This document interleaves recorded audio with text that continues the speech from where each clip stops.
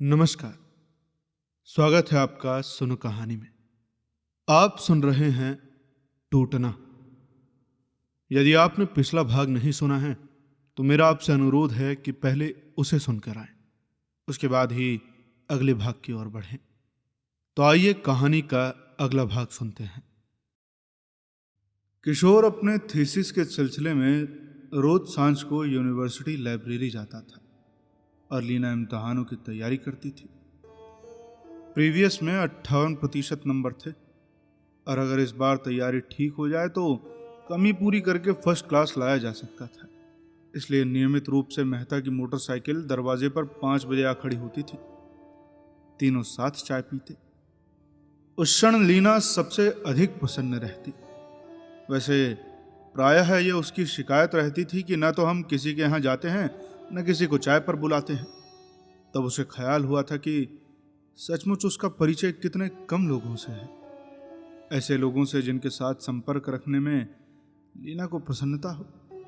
इसलिए वो अक्सर चुप ही रहता और ख्याल रखता कि कहीं चाय से सुड़सुड़ की आवाज न हो या वो दांतों के पीछे जीभ लगाकर अपनी प्रिय न कर बैठे।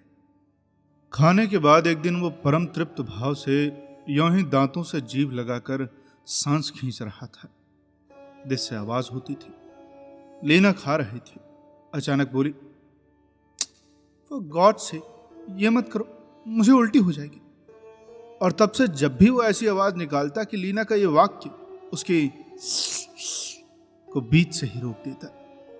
वो और मेहता कपड़ों की बातें करते, फिल्मों की बातें करते, दिल्ली और बंबई के होटलों की बातें करते, ड्राइविंग और पार्टियों के दिलचस्प किस्से सुनाते। मिसेस किशोर, आपने रेस ऑफ रांचीपुर देखा है क्या? अच्छा, भुआल सन्यासी वाले किस्से पर बेस किया है? लीना उत्सुक मुग्धता से सुनती रहती या कभी लीना सुनाती। मुझे क्रीम खाने का शौक जरा ज्यादा ही था। Fruit cream, creamy jelly, ice cream. पता नहीं एक दिन पापा को क्या सूझा कि 10 सेर क्रीम उठा लाए। 10 सेर? मेहता अथाह आश्चर्य दिखाता। माय गॉड, हाँ 10 सेर, लीना उत्साह से बताती। कहते थे कि जी भर कर खा लो, एक बार खूब नियत भर लो तो नॉर्मल हो जाओगे।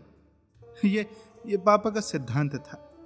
यह बताती, उन दिनों तो घोड़ों की बोसकी यानी 4 घोड़ों की बोसकी आती थी और पापा ने घर भर की चादरें उसी सिल्क की बनवा दी थी। तो बड़ा कीमती सिल्क हुआ करता था। मेहता प्रशंसा से कहता। रुपए की तो पापा ने कभी चिंता ही नहीं की। मखमल के पर्दे 2-2 हजार के गलीचे हैं उनके पास। अब सोचिए उन दिनों के 2-2 हजार। और उस समय वो किशोर की उपस्थिति भूल जाती। फर्स्ट क्लास से नीचे हमने कभी सफर नहीं किया और पापा सिगार पीते हैं। अब सोचिए अंग्रेज कलेक्टर तक कहा करते थे कि मिस्टर दीक्षित, आपके यहाँ जो सिगार मिलता है ना, वो हमें इंग्लैंड में भी नसीब नहीं होता। घर के हर आदमी पर एक बिरा आज भी है। 5-10 रुपए का तो हिसाब ही नहीं मांगते। कमाल है कि भाव से मेहता सुनता रहा। वो खुद अच्छे परिवार का था और तनख्वाह के अलावा 100-200 घर से मंगाकर खर्च कर देता था। वो तो यहाँ सिर्फ इंतजार का वक्त काट रहा था। वस्तुतः है उसे तो आगे पढ़ने के लिए इंग्लैंड जाना था। साफ सुथरा स्मार्ट सा नौजवान, मुलायम घने बिना तेल के बालों का गुच्छा सामने झुका रहता और कभी बो या कभी टाई में वो सचमुच प्रभावशाली लगता था। वहीं अपने मस्से पर उंगली रखे अक्सर किशोर देखता। सांझ को प्रायः है वो सफेद पैंट कमीज में आता। आंगन में ही नेट लगाकर बैडमिंटन कोर्ट गाड़ लिया जाता और घंटा 1.5 घंटा दोनों बैडमिंटन खेलते। मेरे यहाँ बेकार पड़ा था कहकर उसने बल्ले और शटल कॉक्स का पूरा डिब्बा लाकर रख दिया था और फिर इसके बाद तब जाकर पढ़ाई होती थी। एक बार किशोर के आते ही लीना ने वाक्य अधूरा छोड़ दिया था।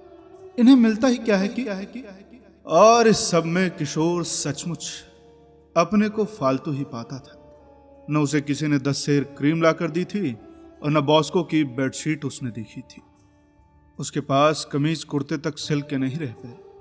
उसे लगता कि अगर मेहता लीना का क्लास फेलो होता तो वो ये सारी बातें सुनता और दांत पीसता। शेखी शेखी शेखी शेखी, ये वर्ग सिर्फ शेखी पर जिंदा रहता है। एक की बात सुनकर प्रतीक्षा करता है, देखें कि अब दूसरा पक्ष कौन सी शेखी इसके जवाब में खोज कर लाता है। मेहता के सधे हुए खेलने के ढंग और साड़ी का पल्ला कमर में खूंसकर बार बार जूड़ा खोलकर देखते हुए लीना का व्यस्त भाव से खेलना देखता तो कचोट तीखी हो जाती कि कहीं कुछ गलत हो गया है, और फिर किताब उठाकर चुपचाप बाहर चल देता और आईने अकबरी के अनुवाद में पढ़ने की कोशिश करता। ये अकबर के प्रिय खेल क्या क्या थे। उसे बार बार वे दिन याद आते रहते जब बीए में वो लीना को हिस्ट्री का पेपर तैयार कराता था और लीना मुग्ध भाव से जरा से होठ खोलकर उसे एकटक सुनती रहती थी। मन होता था कि बात आधी छोड़कर उन होठों को धीरे से चूम ले। कॉलेज की मोनालीजा फतेहपुर सिकड़ी में खड़ी नूरजहां बन जाती। मेहता के मुंह से ब्रेडले को भी तो ठीक उसी तरह सुनती होगी, और मेहता तो किशोर से हर हालत में आगे है। औरत का मन अगर एक बार आ सकता है तो खुद उसके पीछे भी तो वो पागल ही हो उठी थी। क्या कभी वो भूल सकता है वो लीना के चेहरे के उस भाव को जब मेहता ने कहा था, मिसेस किशोर, आपकी अंग्रेजी तो सचमुच कमाल की है। मन होता है कि घंटों सुनता रहूं। कुछ भी कहिए साहब, कॉन्वेंट की बात ही और है।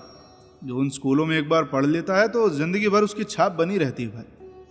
और तब एक सख्त चेहरा, सांवले होठों में दबा स्टेट एक्सप्रेस से निकलता धुआं किशोर के मन मस्तिष्क पर छा गया। किशोर डरता था और किसी भी तरह कहने की हिम्मत नहीं जुटा पाता था, get out of my house you scoundrel. Leena का जन्मदिन था। वो बैठा बैठा कांच के ग्लास में ब्लेड घिस रहा था। लीना नहा धोकर साड़ी लपेटे निकली थी। गीले बालों को सिर पर पार्वती की तरह बांध लिया था। भीगी साड़ी को डोरी पर फैलाती हुई बोली, अभी प्रोफेसर मेहता पासपोर्ट के सिलसिले में दिल्ली गए थे। कहते थे कि एक डॉक्टर है जो शर्तीय मस्सा दूर कर देता है। 20 बार तो दूर करा लिया यार। लोग कहते हैं कि घोड़े के बाल बांधो फिर नहीं होता, लेकिन हर बार आ जाता, इसीलिए मूछें रखनी पड़ती हैं। वो अफसोस से बोला, एक बार दिखा लेने में क्या हर्ज है। लीना ने स्नेह से कहा, जब वे खुद जाकर डॉक्टर से मिले हैं, इतनी परेशानी उठाई है तो एक बार और भी करके देखो। और पता है मेरे लिए जन्मदिन पर क्या लाए? क्या? उसने हाथ रोककर उत्सुक प्रश्न मुद्रा से उधर देखा। लीना अंदर से एक डिब्बा उठा लाए। ब्राउन शेड की रॉ सिल्क साड़ी थी। लीना बता रही थी, दिल्ली में आजकल क्रेज है रॉ सिल्क। किशोर की हिम्मत कपड़े को छूकर देखने की नहीं पड़ रही थी। सूखे गले से शब्द ठेलकर कहा, ये तो बड़ी कीमती होगी ना। 100-125 से कम क्या ही होगा था। दाम तो नहीं बताए, लेकिन हाँ, इससे कम की तो क्या ही होगी। एक ब्लाउज पीस भी है। उत्साह और आह्लाद से लीना ने साड़ी के नीचे रखे ब्लाउज पीस को खींच लिया। हमारे पास तो सच में अच्छी साड़ी भी नहीं रह गई कोई। वही शादी के वक्त की 4-6 पड़ी है बस। किशोर ने भोलेपन से पूछा, साड़ी ब्लाउज ही दिए हैं और कपड़े नहीं दिए क्या? लीना जैसी खड़ी थी वैसी ही रह गई। बड़ी मुश्किल से सिर्फ इतना ही पूछा, क्या मतलब? किशोर ने कोई जवाब नहीं दिया और डिब्बा एक और खिसकाकर ब्लेड घिसने लगा। तभी उसके कंधों को छूकर करीब करीब चीखती आवाज में लीना ने पूछा, मैं पूछती हूं, मतलब बताओ। झटके से किशोर ने उधर मुंह घुमाया और दुगनी ऊंची आवाज में पूछा, मारोगे मुझे? लो मारो। नहीं बताता मतलब? अरे कर लो जो तुम्हारा मन हो। मुझे भी बाप का चपरासी समझ लिया है क्या, जो घुड़कियों में आ जाऊंगा? अंधा हूं, मुझे दिखाई नहीं देता है? मुझे मिलता ही क्या है? लीना का स्वर गिर गया। वो न चीखी न चिल्लाई, बहुत सख्त आवाज में बोली, देखो देखो किशोर, आज से, बल्कि इसी क्षण से हम लोग साथ नहीं रहेंगे।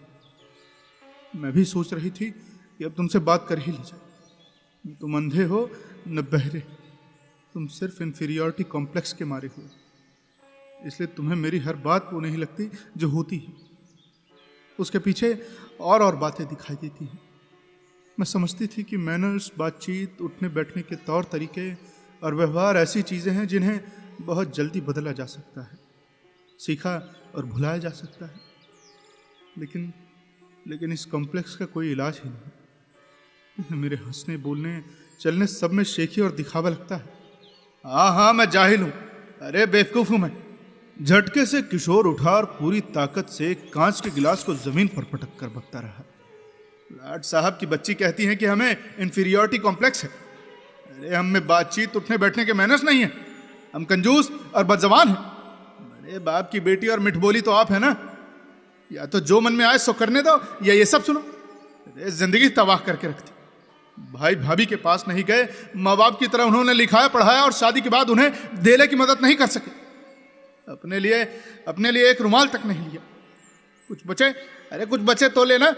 दिन रात कॉलेज में मेहनत करो, थीसिस के बहाने ट्यूशन करने जाओ, और यहाँ तो दिल में भरी है कोठी बंगला नौकर चाकर बाप की नवाबी। देखो किशोर, पापा को 20 बार कहूंगा, रोक, तू मुझे रोक। कलची बंदर कहीं के साले अंग्रेज के नकल कर करके उनके जूते चाट कर आज साहब बन गए हैं। हाँ साहब।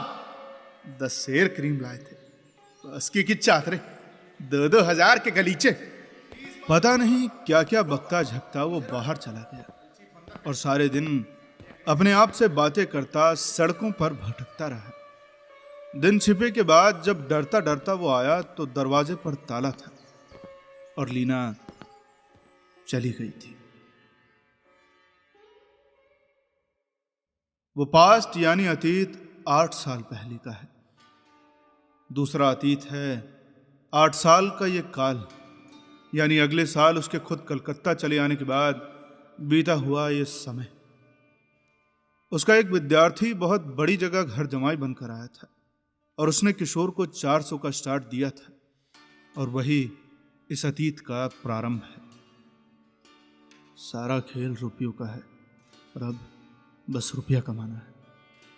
उसने निश्चय किया और भूत की तरह रुपए के पीछे लग गया। भूल गया कि कहीं कोई लीना है, कहीं कोई दीक्षित साहब है और कहीं कोई अतीत है। एक नौकरी पर पांव टिकाकर दूसरी का सौदा होता रहा। पहला तल्ला, दूसरा तल्ला, और एक दिन लिफ्ट उसे 10वें तल्ले के इस चैम्बर में ले आई जिसके दरवाजे पर लिखा था जनरल मैनेजर। मगर नहीं, संपर्क लीना और दीक्षित साहब से न रहा हो और उसने 2 साल पता न लगाया हो कि लीना कहाँ है, लेकिन भूला वो दोनों में से एक को भी नहीं था। आज तो उसे लगता है कि लीना नाम का एक पर्दा था जिसके हटते ही उसने अपने आप को दीक्षित साहब के रूबरू खड़े पाया। पर्दा कहना भी गलत होगा, वो सिर्फ एक मेज की तख्त थी और उस पर कोहनियां टिकाकर वो और दीक्षित साहब पंजा लड़ा रहे थे, अपनी अपनी शक्ति आजमा रहे थे। जिस दिन उसने जाना कि लीना ने लेक्चरशिप ले ली है, उस दिन उसे सचमुच बहुत संतोष हुआ कि अभिव्यक्ति के साथ उसने महसूस किया कि अपराध का बोझ उसकी छाती से दूर हो गया है। दूसरे तरीकों से उसने ये संदेश भी भिजवा दिया कि यदि लीना चाहे तो किसी के साथ, चाहे मेहता के साथ ही सेटल हो जाए, उसे कोई आपत्ति नहीं होगी। वो चाहेगी तो कानून भी भरसक सब कुछ करने को तैयार है। उसे लीना से कोई शिकायत, कोई द्वेष नहीं। और उसी के थोड़े दिन बाद सुना कि मेहता इंग्लैंड से ही किसी को ले आए। बहरहाल इस निश्चय के साथ ही उसे लगा कि वो लीना को भुला सकने में सफल हो गया है। सभी से गलत निर्णय हो जाते हैं। पूरे होश हवास में सारा आगा पीछा सोचने के बावजूद हम लोग एक दूसरे के लायक नहीं थे। यों अक्सर ही उठते बैठते, खाते पीते लीना के साथ वाले दिनों की तस्वीरें दिमाग में कौंधती थी, और आज ये आंख सकना उसके लिए असंभव हो गया है कि कितनी घटनाएं और बातें वास्तव में हुई थी और कितनी उसकी अपनी कल्पना की उपज है। उनकी असलियत में उसे खुद भी विश्वास नहीं है, और उसने ये तो मान लिया है कि उन दिनों जिस अस्वाभाविक मानसिक तनाव और दबाव से वो गुजर रहा था, उसके रहते हुए बातों को सही परिप्रेक्ष्य में ले सकना सचमुच उसके लिए असंभव था। साथ ही वो इस बात को अच्छी तरह जानता था कि लीना मर जाएगी, आत्महत्या कर लेगी, लेकिन न तो किसी के साथ सेटल होगी, न उसके सामने झुकेगी। झुकना, पछताना, समझौता करना उसके खून में ही नहीं है। एक तो वो खुद इतनी निर्णय दृढ़, और फिर उसके अफसरी वर्ग के संस्कार। जो व्यक्ति को तोड़ देते हैं, बिखरा कर चूर चूर कर देते हैं, लेकिन झुकने नहीं देते। उसकी रग रग में सिगरेट से काले पड़े होंठ और बाइफोकल चश्मे से झांकती काली खुर्राट आंखें तैरती हैं। किसी ने बताया था कि दीक्षित साहब हार्ट फेल हो जाने से चल बसे हैं। न उसे अफसोस हुआ न खुशी। वे रहे न रहे, उसकी दुनिया में कोई फर्क नहीं पड़ता। हाँ, वो प्रतीक्षा जरूर कहीं मन में उन दिनों करता रहा कि उनके मृत्यु की सूचना तो कम से कम उसे मिलेगी, लेकिन कोई सूचना नहीं दी गई। स्टेट्समैन के पर्सनल कॉलम ने उनके न रहने की सूचना को जरूर पक्का कर दिया। लीना ने मसूरी में हिकमेंस के सामने चलते हुए कहा था, उसे अब भी वो जगह याद है। हमारी अपनी स्वतंत्र जिंदगी है, पापा उसमें कहाँ आते हैं।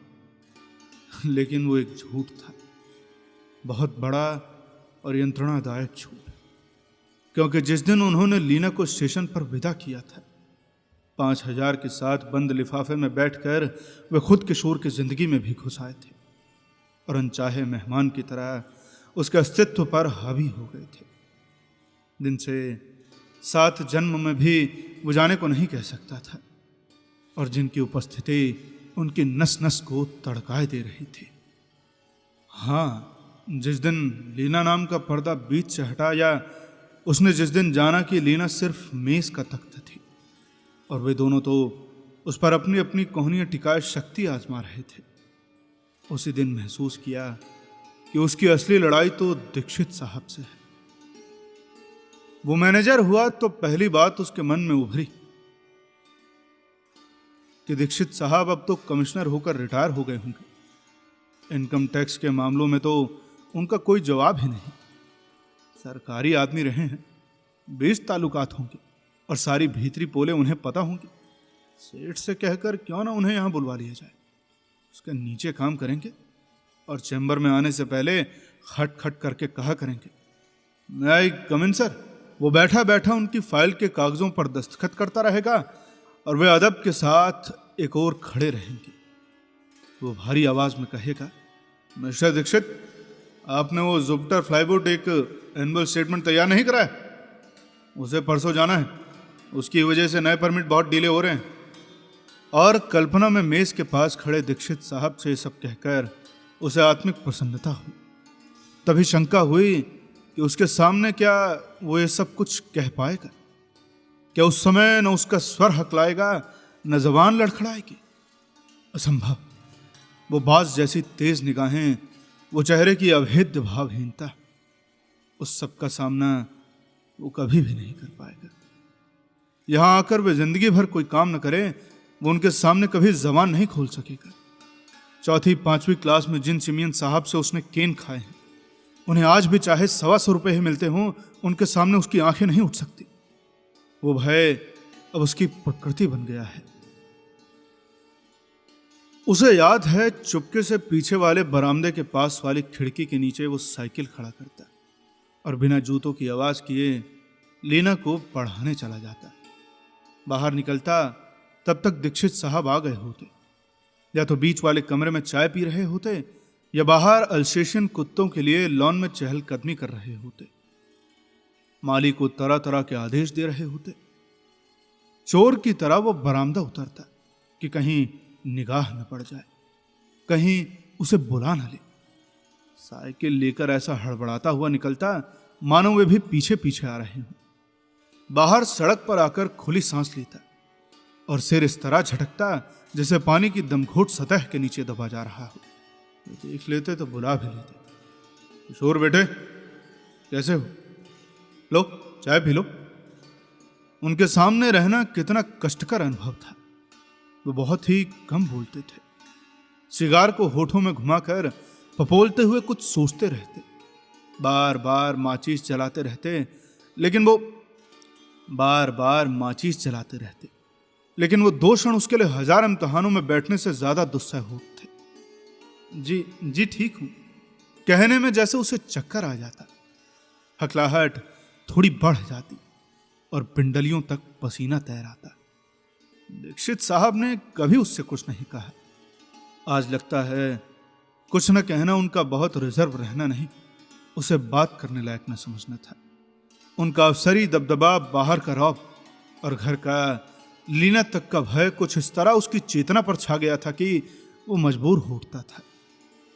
दूसरों द्वारा सौंपा गया भय व्यक्तियों के लिए कितना घातक और प्राणांतक हो सकता है, यह बात तर्क से चाहे समझ में ना आती हो, लेकिन खुद किशोर जानता है। उसकी सारी शक्तियां इन 8 वर्षों में सिर्फ उसी भय से लड़ने में लगी रही।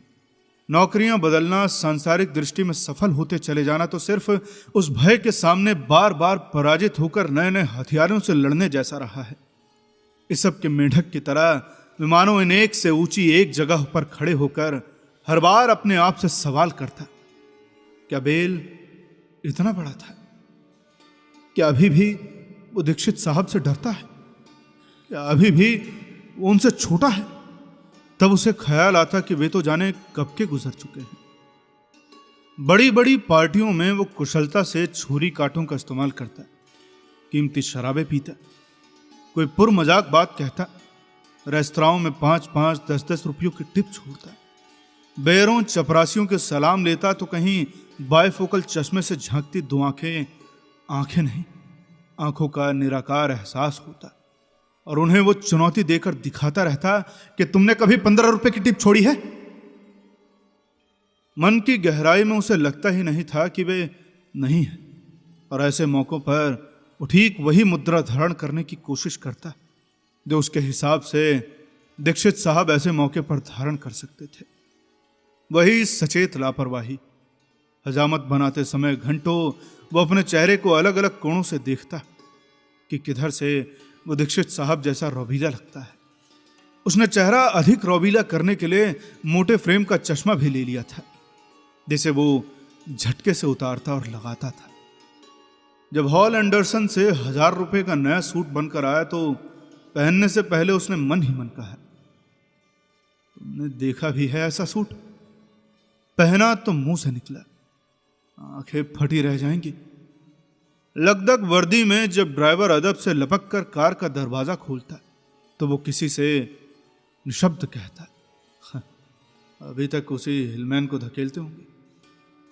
किसी कर्मचारी की गलती पर उसे माफ करने को मन होता तभी ध्यान आता वे उस समय क्या रवैये दिखाते, और तभी भारी सख्त आवाज उसके गले से निकलती, नो मिस्टर सेन, मैं पूछता हूं ऐसा हुआ क्यों?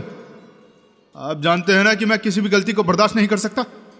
उसे लगता कि कहीं इस बात को वो भी सुन रहा होगा, और फिर आवाज की सख्ती बढ़ जाती।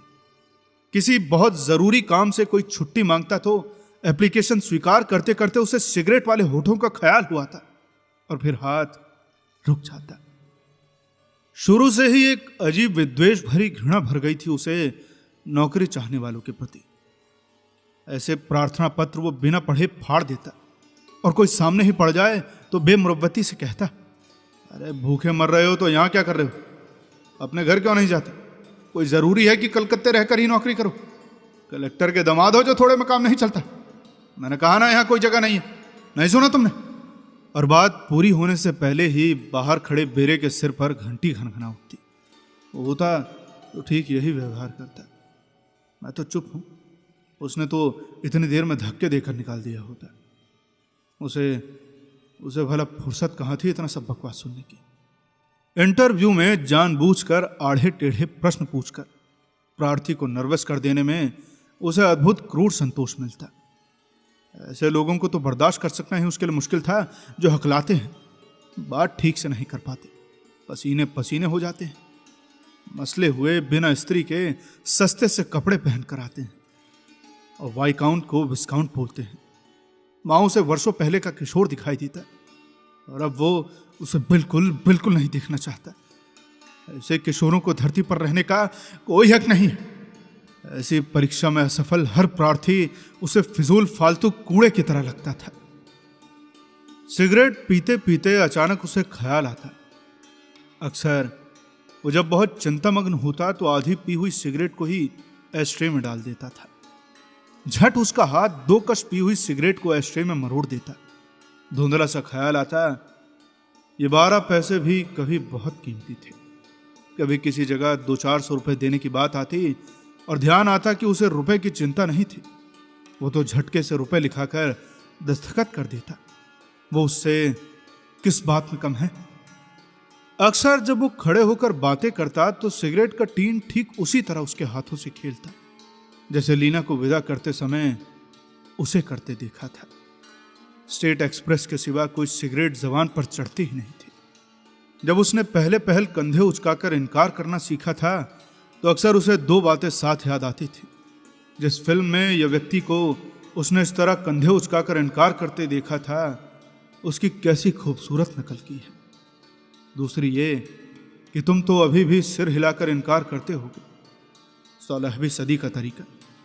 कीमती रेशम का ड्रेसिंग गाउन पहनकर सिगार होठों में घुमा घुमा कर पपोलते हुए जब वो विचार मग्न होकर बालकनी में खड़ा होता तो कई क्षण उसे भ्रम हो जाता, मानो वो खुद दरवाजे पर ही ठिठक कर खड़ा है, ड्राइंग रूम में प्रतीक्षा कर रहा है और ये घूमने वाला व्यक्ति स्वयं नहीं, दीक्षित है।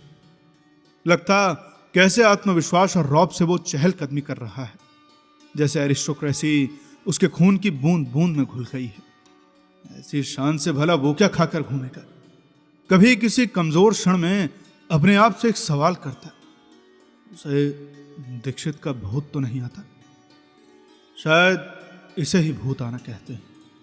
फिर अपने को झिड़क देता, क्या भूत भूत, तुम्हारे बाप ने भी कभी ये जहाज देखा है? बोइंग प्लेन में कदम रखते ही पहला वाक्य मन में आया।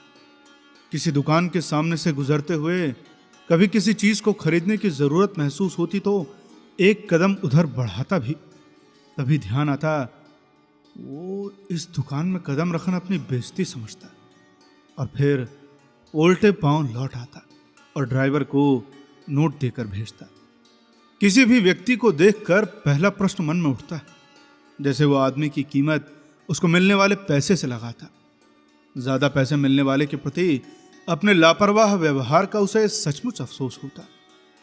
सिनेमाओं में, मैगजीनों में, आसपास की दुनिया में वो ध्यान से देखता सुनता कि ऊंची पोस्ट और पोजीशन वाले लोग कैसे बोलते हैं, कैसे हंसते हैं, किस समय उनके चेहरे पर क्या भाव रहता है, कैसे खड़े होते हैं और काम तथा आराम के समय उनके क्या क्या पोज रहते हैं। और जब उन्हें निर्व्यास सरलता से नकल कर लेता तो सुनाता, सोना साहब बहादुर, ये नए अफसरों के उठने बैठने बोलने चालने का ढंग है। नीचे वाले कहते, भाई यार बॉस तो बड़ा सख्त है। तो मन में कोई कह उठता, देखा इसे कहते हैं अफसरी। उस गांव में तुम राजा बन बैठे हो, यहां आओ तो आटे दाल का भाव पता चले। फिर संतोष से उसका चेहरा खिल उठता। The respect I command was yet an unrealized dream for you. जब कभी वो घबरा जाता या परेशानियों से बेचैन हो उठता और उसके घुटने जवाब दे जाते, तब वो उसके उस सुप्रीम कॉन्फिडेंस का ध्यान करता और सचमुच ही मन में एक उत्साह और शक्ति भर उठती। चेतना में कभी प्रसन्न सुख का विस्मय क्षण भी आता। कैसी अजीब बात है, मैं उसी के हथियारों से उससे लड़ रहा हूं, सफलतापूर्वक लड़ रहा हूं। इस प्रकार एक अनवरत अघोषित युद्ध था जो हर पल अस्तित्व के रेशे रेशे में चल रहा था और उसकी उपस्थिति ही उसकी जीवनी शक्ति का पर्याय बन गई थी, जो घोड़े पर चढ़े उद्धत सवार की तरह ईंड़े मारती थी, कूंचती थी। और ये सब उसके लिए सांस लेने जैसा स्वाभाविक हो उठा था। लेक से उठकर किशोर गाड़ी के पास आया तो उसका सिर घूम रहा था। अन्यमनस्क भाव से दरवाजे के हैंडल वाली चाबी का सुराख टटोलता रहा। फिर इंजन स्टार्ट करके देर तक यूं ही बैठा बाहर देखता रहा, अत्यंत तटस्थ, निर्भेद, जैसे ऊंचाई पर खड़े होकर नीचे घाटी में पड़े घायल पस्त सिपाही को देखकर मन में करुणा उमड़ आई थी। उसकी आंखें फिर सजल हो आई। दो दुर्दर्श शक्तियों के बीच लीना, एक निरीह लड़की लीना पिस गई। क्या हम अतीत को भुला नहीं सकते? किशोर को लगा ये लीना ने माफी नहीं मांगी। पहली बार दीक्षित साहब के वास्तव में मर जाने की खबर दी है तो सच में ही ताकत आजमाता दूसरा हाथ लीना का नहीं था। लीना तो सिर्फ मेज का एक तख्त थी, वो दूसरा हाथ उसका था। बेचारा, उसे पहली बार लगा महाराणा प्रताप के टूट जाने की खबर से अकबर को कैसा लगा होगा। एक वीर प्रतिद्वंदी की पराजय पर कैसा लगा है। फ्लैट पर आकर उसने सबसे पहले रामन को फोन किया। रामन, सुबह बर्टन को फोन करना है दिल्ली, मैं शायद नहीं जा पाऊंगा, मेरी कुछ तबीयत अच्छी नहीं, और फिर बातें तो सारी अंतिम रूप से बड़े बाबू को ही तय करनी है ना, मैं सुबह उनसे बात कर लूंगा। फिर मानो अपने को जैसे तैसे उठाकर उसने पलंग पर डाल दिया। फेफड़ों में गहरी सांस लेकर धीरे धीरे छोड़ी तो महसूस हुआ वो बहुत थक गया है। 30-35 की उम्र तक आदमी में उत्साह होता है और हर नई जगह उसे ललकार कर बुलाती है। 40-42 तक थकान शक्तियों को चूस डालती है। ऐसे ढीले तन और मन से अब जिंदगी का ढर्रा बदलना, नए सिरे से नए जिम्मेदारियों को ओढ़ना, और फिर आखिर उसे अब जरूरत भी क्या है।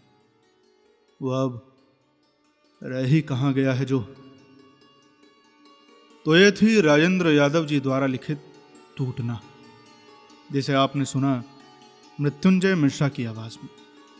ये कहानी आपको कैसी लगी हमें कमेंट में जरूर बताएं। साथ ही साथ अगर कहानी आपको अच्छी लगी हो तो शेयर करें अपने दोस्तों और फैमिली के साथ। मिलते हैं आपसे अगली कहानी में। तब तक के लिए सुनते रहिए सुनो कहानी की अन्य कहानी। धन्यवाद।